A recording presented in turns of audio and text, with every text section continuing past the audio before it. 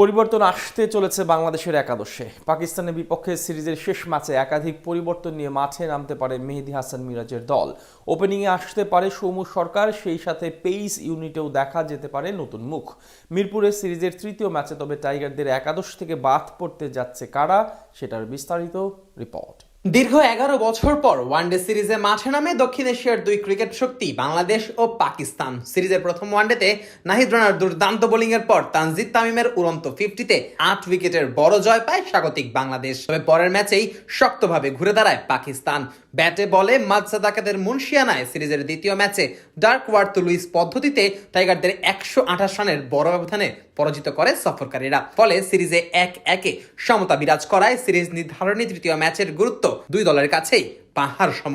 Home of ক্রিকেটে মিরপুরে রোববার দুপুর 2:15 সিরিজের তৃতীয় ও শেষ ওয়ানডেতে মুখোমুখি হবে এই দুই দল। দ্বিতীয় ম্যাচে মাত্র 114 রানে অল আউট হওয়া টাইগারদের হেড কোচ ফিল সিমন্সের মাথা ব্যথার সবচেয়ে বড় কারণ দলটির ব্যাটিং লাইন আপকে ঘিরে। কেননা এক সময়কার ওয়ানডে ফরম্যাটের ডার্ক হর্স খ্যাত বাংলাদেশ সাম্প্রতিক সময়ে একদিনের ক্রিকেটে ব্যাট হাতে বেশ নাজুক সময় পার করছে। দলটির বাহাতি ওপেনার তানজিদ হাসান তামিম চাপের মুহূর্তে নিজেকে এখনো প্রমাণ করতে পারেননি। ওয়ানডেতে আগে ব্যাট করে কিংবা ছোট লক্ষ্য তাড়া করতে নেমে তামিমের গুটি কয়েক ভালো ইনিংস থাকলেও বড় লক্ষ্য তাড়া করতে গিয়ে রীতিমতো লেজে গোবরে অবস্থা বগুড়ার এই ক্রিকেটারের। আরেক opener Saif Hasan 2025 Asia Cup টি-20তে প্রত্যাবর্তনটা রাঙালেও এরপরে ব্যাট হাতে ছন্দহীন সময় পার করছেন।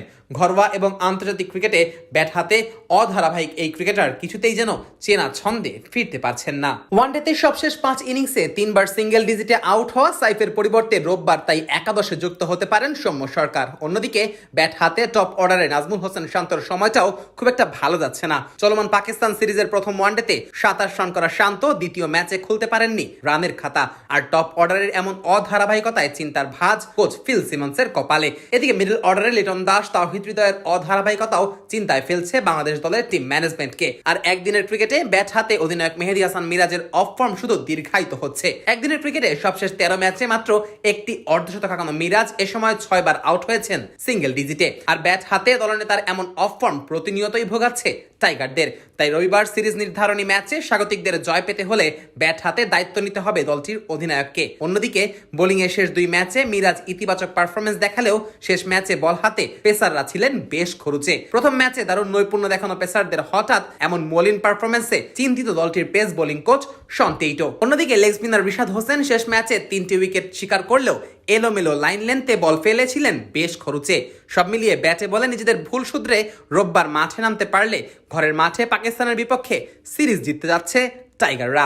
দীর্ঘ 11 বছর পর ওয়ানডে সিরিজে মাঠে নামে দক্ষিণ এশিয়ার দুই ক্রিকেট শক্তি বাংলাদেশ ও পাকিস্তান।